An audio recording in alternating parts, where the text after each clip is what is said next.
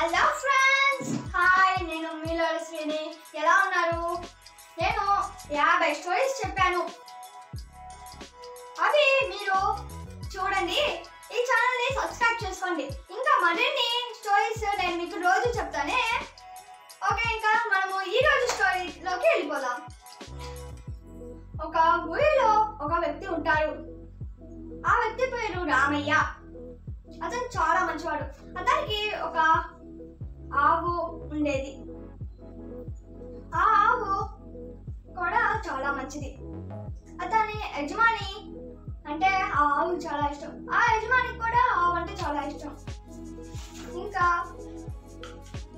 ఒకరోజు ఆవు గడ్డి మేస్తుంటే, అడవిలోకి వెళ్ళి గడ్డి మేస్తుంటే ఒక సింహం ఎదురు పడింది.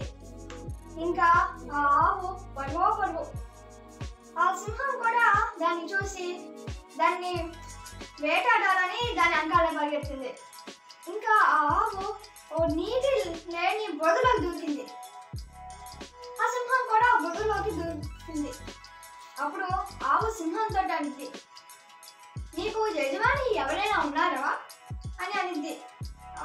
అప్పుడు సింహం అనింది, నేనే ఈ అడవికి రాజు, నాకు ఎవరు యజమానులు లేరు అని కోపంగా అనింది. అప్పుడు ఆ ఆవు అనింది, నాకు యజమానులు ఉన్నాడు, నేను ఇక్కడి నుంచి బయటపడతానుగా అని అనింది ఆవు. ఆ సింహానికి ఏం అర్థం కాదు.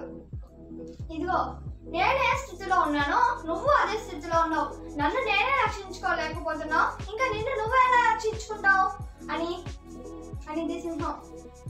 అప్పుడు ఆవు అనింది, ఇదిగో, నాకైతే యజమాని ఉన్నాడు, నేను సాయంత్రం కల్లా ఇంటికి తిరిగి రాకపోతే ఆ యజమాని నన్ను ఎత్తుకుంటా వస్తాడు, నన్ను ఈ బురదలో నుంచి బయటికి తీస్తాడు, నిన్ను ఎవ్వరు కాపాడలేరు అని అనిద్ది ఆవు.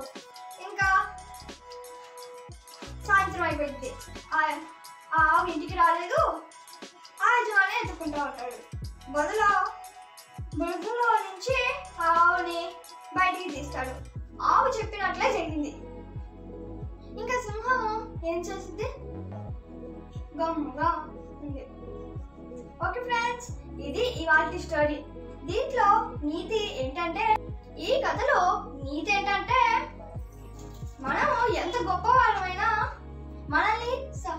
మనకి సహాయం చేసేవాళ్ళు, మనము ఆపదలో ఉంటే కాపాడేవాళ్ళు ఉండకపోతే మనకి అసంతృప్తిగానే ఉంటుంది.